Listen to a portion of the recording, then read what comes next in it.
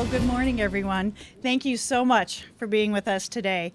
I'm House Democratic Floor Leader Christine Gregg, and with me are State Representatives Stephanie Chang, Patrick Green, John Hoadley, Vanessa Guerra, Sherry Dagnogo, Jeremy Moss, Brian Elder, Robert Wittenberg, and Darren Camilleri, and Jim Ellison. And State Senators Hunyung Hopgood and Steve Beda. So we're here today to talk about what we can do to make sure that every Michigan child is getting what they are entitled to, the absolute best education we can give them. And that's why our School FACT Act can provide them. And what does FACT stand for? It stands for freedom, accountability, choice, and transparency. Because let's face it, you can't have true freedom and choice without accountability and transparency. And we have a real problem with the accountability and transparency piece right here in Michigan. So right now, all public schools, traditional public and charter schools, are held to certain standards of disclosure.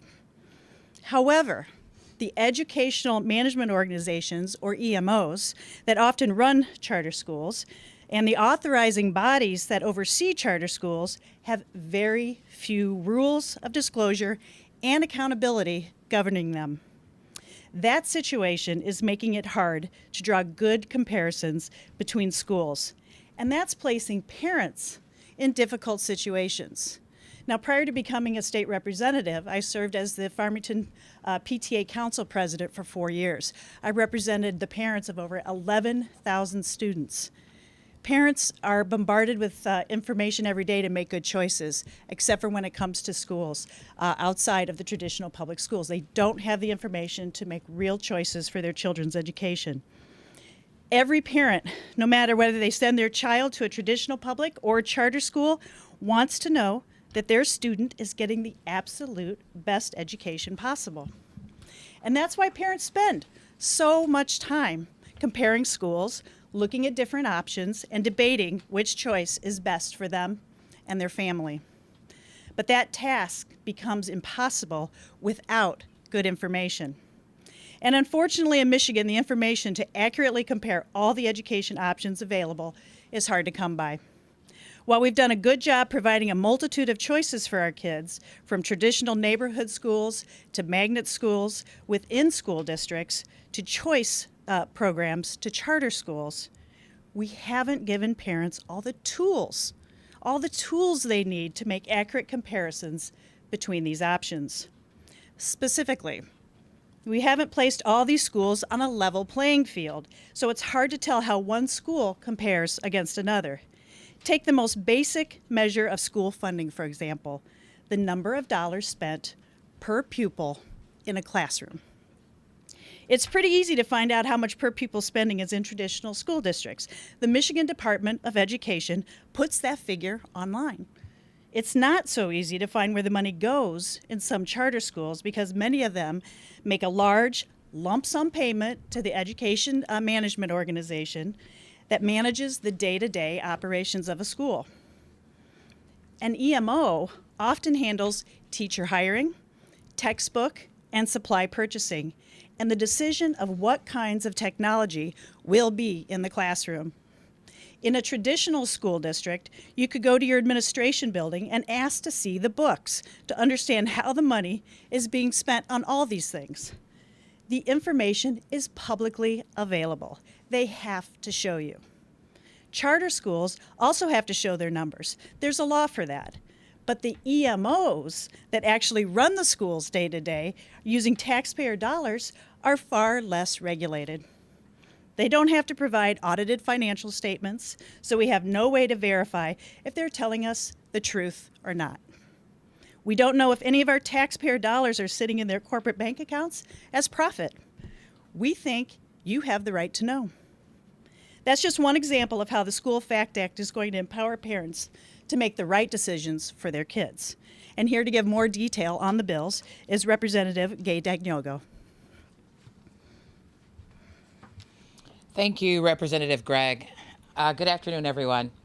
I am honored to be here today as a second-term legislator, but always an educator, someone who has taught both in traditional public as well as public school academies in the city of Detroit. Someone who is a mom of a son who graduated K through 12 at a school in the city of Detroit. And so I represent the 8th House District, but I'm also the caucus chair for the city of Detroit.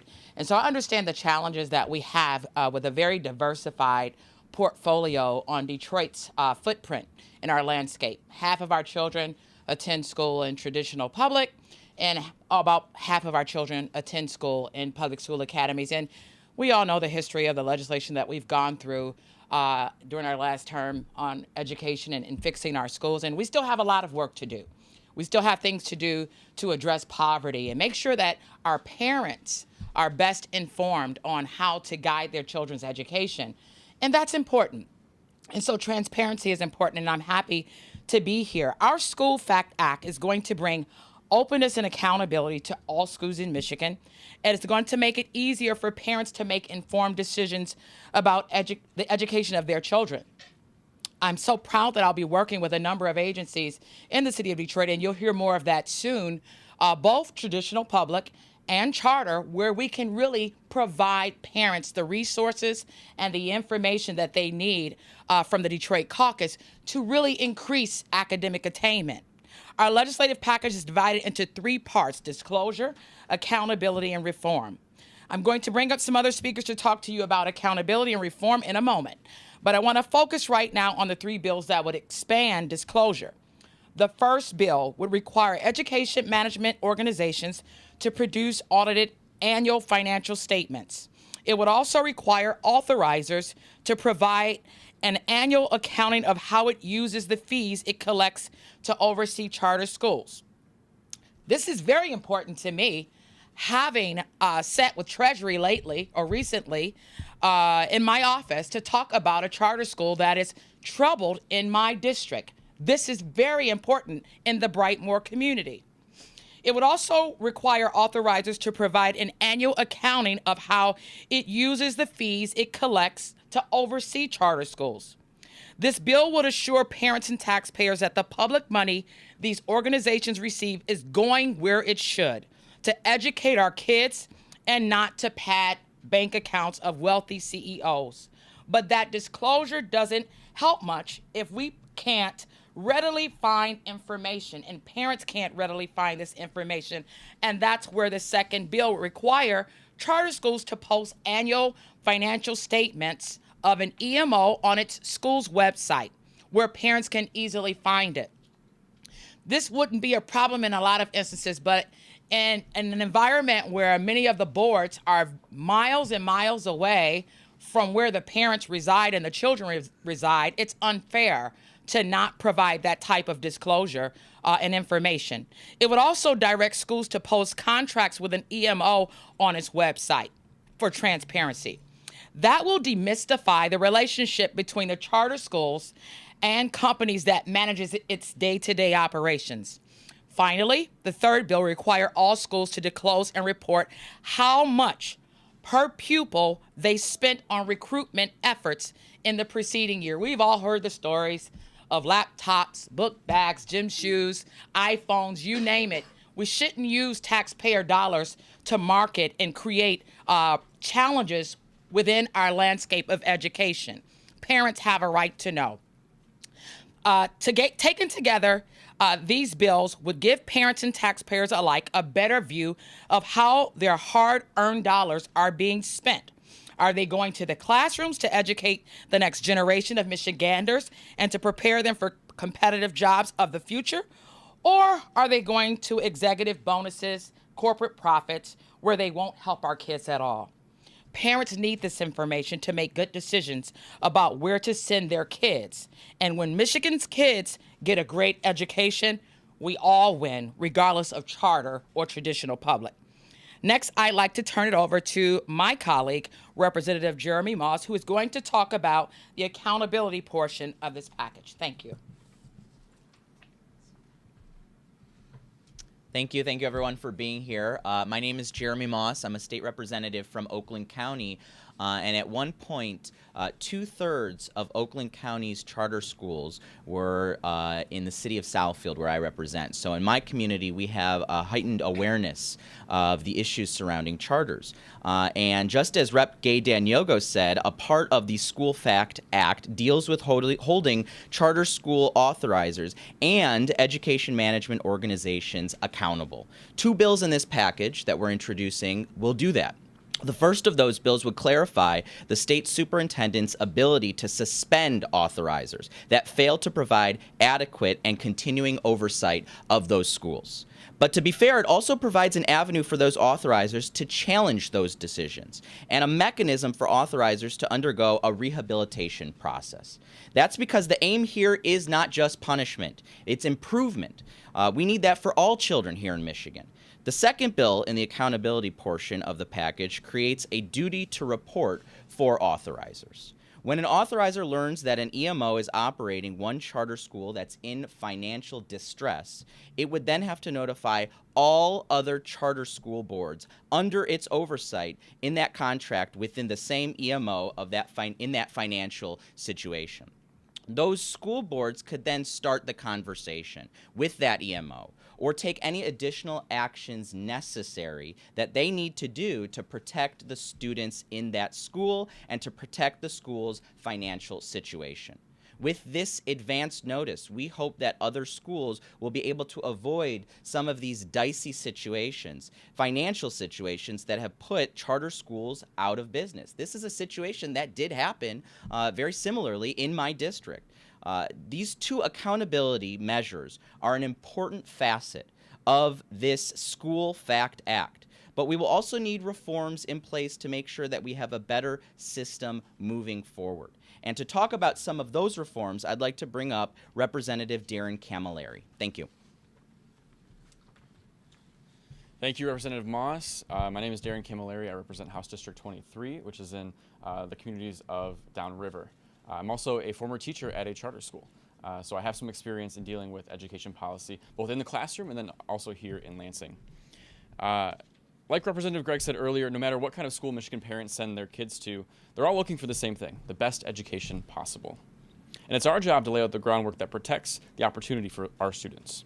That means setting up rules that will ensure that organizations tasked with providing education are always acting in our kids' best interest and not in their own. We've got 4 reform bills in the School Fact Act that will do that. My bill would limit the practice known as authorizer shopping. When a charter school performs among the bottom 5% of schools, it becomes a subject to corrective actions by the authorizer. This bill stops unscrupulous charter schools from seeking a new authorizer or authorizer shopping to escape accountability measures. It would also prevent these failing schools from expanding to new grade levels or new locations until they have shown academic improvement. These challenged schools shouldn't be given a free license to grow and expand until they demonstrate they are providing a quality education. Other reform measures included in this package of bills would require authorizing bodies to have a representative present at each school board meeting of the charter school that it oversees. It also requires authorizers to report on their oversight efforts and ensure that contracts entered into by the school are being properly executed. Basically, it gives the assurance that authorizers are living up to their duty of actively providing oversight to the charter schools they allow to legally operate.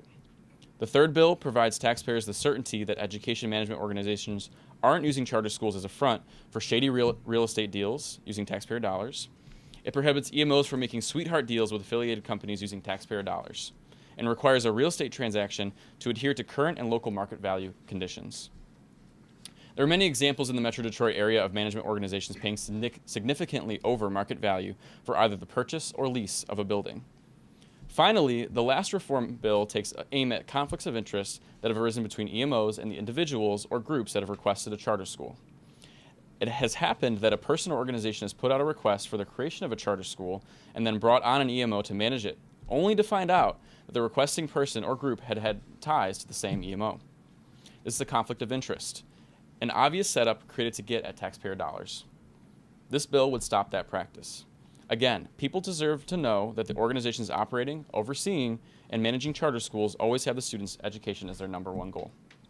In profiting on many taxpayer dollars as they can and holding them for a profit as their primary motivation, they have no business in taking our taxpayer dollars to teach our kids. These 4 bills would provide significant reform to our state's educational system and improve the way in which we set up and operate charter schools moving forward. Along with the bills you've just heard about to improve disclosure and accountability, we believe our legislation will give parents a real edge when it comes to time to make educational decisions for their children. To put all these pieces together, I'd like to bring up State Senator Hoon Young Hopgood. Thank you, Representative Camilleri. Thank you all for being here this morning. I'm State Senator Hoon Young Hopgood. I'm from Taylor, and I represent the 6th Senate District, 10 communities in the Downriver, Western Wayne area. I'm glad that you could all be with us because as a parent, there's nothing more important to me than my kids' education. And as a senator, making sure all Michigan students get a quality education is also my top goal. As you've heard, the proposals we've outlined would go a long way toward making all schools in Michigan more accountable to the families they serve. They would arm parents with the information they need to make the best decisions possible about how to educate their children. We're not here to fight about charter versus traditional schools. That is a personal decision and is best left up to parents. But we are here to make sure that parents get all the information they need to make the most informed decision possible. That can only happen when the authorizers that oversee charter schools and the education management organizations that handle day-to-day operations are held to the same standards as everyone else in the school system. The actions of authorizers and EMOs must be transparent and accountable, just like they are in traditional and many charter schools. Parents need that information to make informed choices. Once parents have this information, they will be empowered to make the best decisions possible for their kids. At the end of the day, all of us, parents, educators, and legislators alike, want the same thing for Michigan's children, and that is to provide them with the best, absolute best education possible, so that they can grow up with the skills and knowledge they need to take on the best jobs of the future. And we all want to avoid the same things too. None of us want to see failing charters continue to operate year after year by skirting accountability. None of us want to see unscrupulous corporations gain away with taking taxpayer dollars that are supposed to be going toward education and stuffing them into corporate bank accounts instead. That's why we're hopeful that reasonable legislators on both sides of the aisle will join with us and see the School Fact Act signed into law.